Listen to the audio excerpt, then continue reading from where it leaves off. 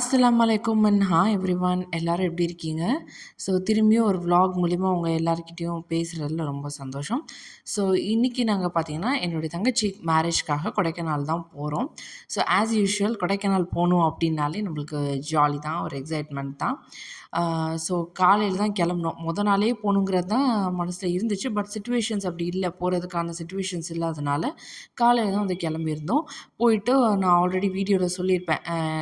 மலை அடிவாரத்தில இங்க ஈடன் கார்டன்ல தான் எப்பயும் எல்லாரும் ஸ்டாப் பண்ணுவாங்க. அங்க தான் ஸ்டாப் பண்ணிட்டு, டீ, ஸ்நாக்ஸ்லாம் சாப்பிட்டுட்டு ரெஃப்ரெஷ் ஆயிட்டு அப்படியே ஸ்டார்ட் பண்ணோம். போறப்போ எவ்வளோ தூரம் எக்ஸைட்டிங்கா இருந்துச்சோ, அதே மாரி மழை இருந்துறக்கூடாது அப்படிங்கிற இதுவும் இருந்துச்சு.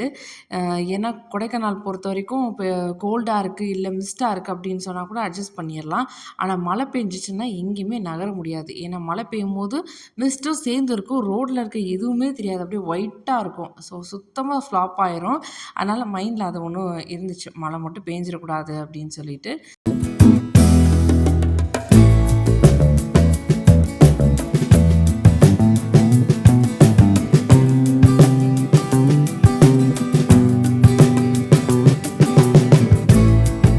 ஆல்ரெடி நம்ம கொடைக்கானல் போனதுலேருந்து இப்போ வந்து நெறைய கேப் விட்டு தான் திரும்பி போறோம்.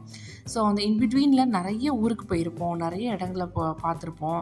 ஆனா நம்ம மனசுக்கு க்ளோஸ் டூ நம்ம மனசு அப்படிங்கிற ஒரு இடம் இருக்கு இல்லையா? அதுதான் எனக்கு கொடைக்கானல். ஸோ போகும்போது ரொம்ப சந்தோஷமா தான் போனேன்.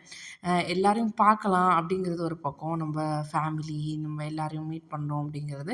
இன்னொரு பக்கம் நம்ம ஊரு அப்படிங்கிற ஒரு எக்ஸைட்மெண்ட்டோட தான் போயிருந்தேன். மேல ஏறும்போது ஹில்ஸ்ல ஏறும்போதே நெறைய இடத்துல ஸ்டாப் பண்ணி தான் போனோம். இந்த மாரி மங்கீஸ் எல்லாம் பார்க்கும்போது பிள்ளைங்க முழிச்சிருந்தனால நிப்பாட்டி தான் போயிட்டுருந்தோம். மேல போய் கொடைக்கானல் ரீச் ஆகுமே பாருங்க, எவ்ளோ கிளியர் ஸ்கையா அங்கங்க கிளவுட்ஸோட சூப்பரா இருந்துச்சு கிளைமேட் அப்படியே வார்மா. அப்படியே வெல்கம் பண்ற மாரி இருந்துச்சு. அவ்ளோ அழகா இருந்துச்சு கிளைமேட்டு. போய் ரீச் ஆனதுக்கப்புறமா ரெஃப்ரெஷ் ஆயிட்டு ட்ரெஸ் சேஞ்ச் பண்ணலான்னு சொல்லிட்டு, அன்னைக்கு காஸ்டியூம் வந்து அ பாப்பாக்கு பட்டு பாவாடை அப்டின்னா மெட்டீரியல் வந்து எடுக்க முடியல. எனக்கு எதுவுமே செட் ஆகல. ஒரு மாசமா ஃபுல்லா அலைஞ்சு திரிஞ்சு எனக்கு எதுவுமே பிடிக்கல. லாஸ்ட்டா எனக்கு எப்பயுமே சாரீலேருந்து பாப்பாக்கு ஸ்டிச் பண்ற மாரி தான் வருது. அந்த மாரி தான் ஸ்டிச் பண்ணியிருந்தேன். எடுத்துட்டு பாவாடை ஸ்டிச் பண்ணிட்டு, ஆரி ஒர்க்கும் பண்ணியிருந்தேன். எனக்கு வந்து ஒர்க் ப்ளவுஸு.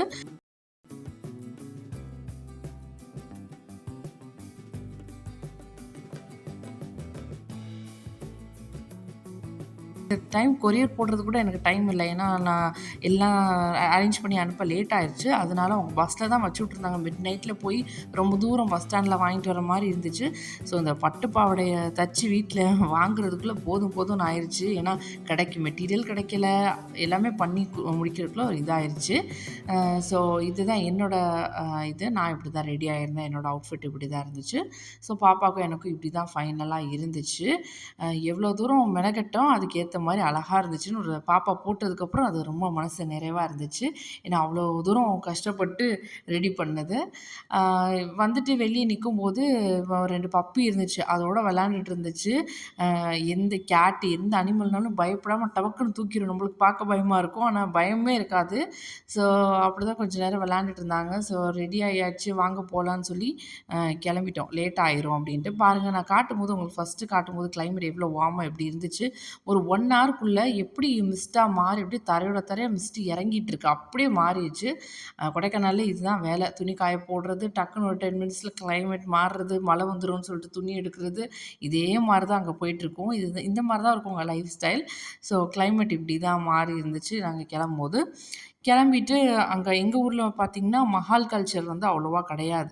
மோஸ்ட்டா வந்து 80% வந்து பள்ளியில நிக்கா வைக்கிறது தான் வழக்கம். அதுதான் நல்லதும் கூட. ஸோ இதுதான் எங்க ஊர்ல இருக்க கொஞ்சம் பெரிய பள்ளி. ஸோ எங்களுடைய இது ஏரியாவ சேர்ந்த பள்ளியில நிக்கா. காலையில யாரும் இல்ல. நாங்க போயிருந்தப்போ அப்பதான் எல்லாரும் வந்துட்டுருந்தாங்க. நாங்க கொஞ்சம் குயிக்காவே போயிட்டோம். போயிட்டு நிக்கா முடியிற வரைக்கும் இருந்துட்டு, கொஞ்ச நேரம் எல்லாரையும் பார்த்துட்டு, பேசிட்டு, அது ஒரு மாரி சந்தோஷமா இருந்துச்சு, எல்லாரையும் பார்க்க. 2 பேர் மட்டும் இல்ல, என் கசின்ஸ்ல. மத்தபடி எல்லாருமே இருந்தாங்க. ஏன்னா எல்லாருமே 2 பேர் மட்டும் அப்ராட்ல இருக்கனால, அவங்க மட்டும் இல்ல. அவங்க மட்டும் மிஸ் ஆயிடுச்சு.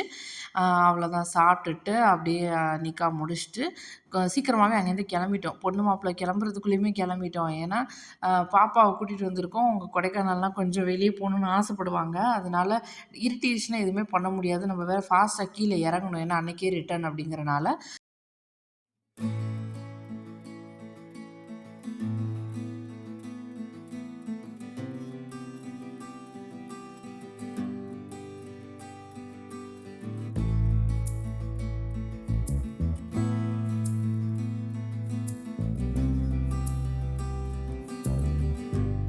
போட்டிங் போகலான்னு சொல்லிட்டு போயிட்டோம். போகும்போது தான் அவங்களால குளிர இது பண்ண முடியல 2 பேருமே. அதுக்கப்புறம் சரி எதுக்கு தண்ணியில் வேற போயிட்டு ஈவினிங் டைம் ஆயிடுச்சு வேணான்னு சொல்லிட்டு அப்புறம் போட்டிங் போக வேணான்னு அப்படியே பக்கத்தில் பார்க் இருந்துச்சு.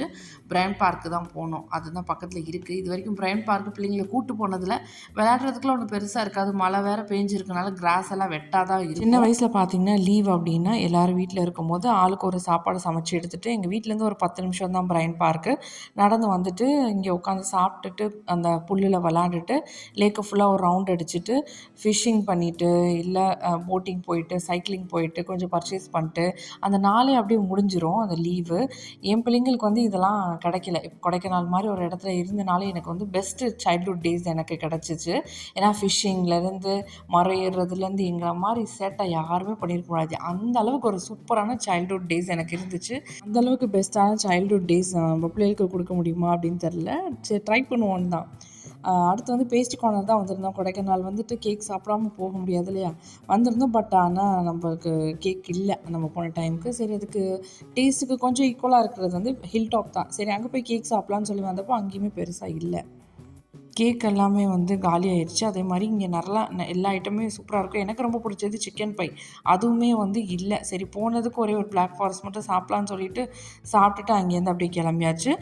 அடுத்து வந்து எங்கள் குப்பிமா வீட்டுக்கு தான் போயிருந்தோம். இங்கே ஒரு மரம் காட்டுறேன் பாருங்கள். இங்கே ஒரு கொய்யாப்பழம் மரம் இருக்கும். அதில் குட்டி குட்டியாக எல்லோயிஷாக வந்து கொய்யாப்பழம் வரும். உள்ளே பார்த்தீங்கன்னா பிங்க் கலரில் இருக்கும். ரொம்ப டேஸ்ட்டாக இருக்கும். இந்த மரம் எனக்கு ரொம்ப ஸ்பெஷல். இந்த மரத்தில் ஏறுறது, பறக்கிறது, விளையாடுறதுன்னு ஏகப்பட்ட மெமரிஸ் இருக்குது. ஸோ அதை அப்படியே பார்த்துட்டு வீட்டுக்கு போயிட்டு கொஞ்சம் நேரம் இருந்துட்டு மாடிக்கு தான் போயிருந்தோம். இந்த வீட்டிலேருந்து பார்க்கும்போது ரொம்ப அழகாக இருக்கும் வியூ எல்லாமே. நான் காட்டுறேன் பாருங்கள். மொத்த கொடைக்கானலுமே ஆல்மோஸ்ட் வந்து நம்மளுக்கு தெரியும். ரெசிடென்ஸ் ஏரியாவாக இருக்கட்டும், ஆப்போசிட்டில் இருக்க மவுண்டெயின்ஸ் எல்லாமே தெரியும். இங்கேருந்து பார்க்கும்போது சைடில் பார்க்கும்போது பெரிய குளம் அந்த பிளெயின்ஸ் ஏரியாவுமே தெரியும். பகலில் ஏர்லி மார்னிங்கில் சன்ரைஸில் பார்க்கும்போது ஒரு அழகாக இருக்கும். நைட் டைமில் பார்க்கும்போது ஜுவல் பாக்ஸ் வியூன்னு சொல்லுவாங்க. ஒரு ஜுவல் பாக்ஸை திறந்தா எப்படி இருக்குமோ அதே மாதிரி லைட்டாக அங்கங்கே அந்த வீடு இருக்க ஏரியா ஃபுல்லாக லைட்டாக இருக்கும். பார்க்குறதுக்கே சூப்பராக இருக்கும் இங்கேருந்து பார்க்கும்போது. ஸோ அதை கொஞ்சம் நேரம் அப்படியே நின்று பார்த்துட்டு அந்த கிளைமேட்டுக்கும் அதுக்கும் அங்கேருந்து வர்றதுக்கே மனசில் அவ்வளோ அழகாக இருந்துச்சு நிற்கிறதுக்கு. கீழே இறங்கி வந்து அப்படியே எல்லாரோடையும் பேசிகிட்டு இருந்தோம். இன்னொரு மாமி என்னோடய இன்னொரு குப்பியும் இங்கே தான் இருந்தாங்க அவங்க ஃபேமிலியும். ஸோ ஜாலியாக பேசிவிட்டு அடுத்த மேரேஜ் வீட்டுக்கு என்னுடைய சின்னத்தா வீட்டுக்கும் அப்படியே போய் விசிட் பண்ணிட்டு அப்படியே கிளம்பலான்னு இருந்தோம். ஸோ இந்த 1 மந்த் பார்த்திங்கன்னா கல்யாணம், ட்ரெஸ் அரேஞ்ச்மெண்ட்டு, பர்ச்சேஸு அப்படின்னு சொல்லிட்டு சூப்பராக போச்சு. ஒரு மாதிரி ஜோராக ரொம்ப நாளுக்கு அப்புறம் ஒரு மேரேஜு சூப்பரான ஒரு டைம்ஸ்ன்னு தான் சொல்லணும். வலிமா வந்து அதே வாரத்தில் சண்டே பட் மதுரையில் தான். ஸோ நம்ம காலையில் ஒரு மேரேஜை முடிச்சுட்டு இமீடியட்டாக வந்து வலிமாவுக்கு போய் கலந்துக்கிட்டோம். ஸோ சூப்பராக போச்சு இந்த 1 மந்த். உங்களுக்கு விலாக் பிடிச்சிருக்குன்னு நினைக்கிறேன். அடுத்த விலாகில் பார்க்கலாம். அஸ்ஸலாமு அலைக்கும்.